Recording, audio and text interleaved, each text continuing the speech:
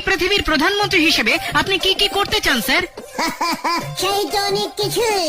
প্রথমেই যেটা করব, প্রতিটি স্কুলে পরীক্ষা বন্ধ করব।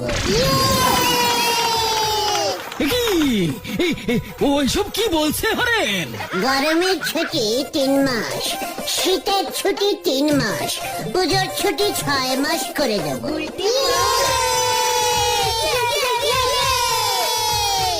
বাহ বাহ, শিক্ষায় এক নতুন দিক খুলে যাবে। আর কি করতে চান স্যার? ভাবছি টাকা সিস্টেমটাই তুলে দেবো।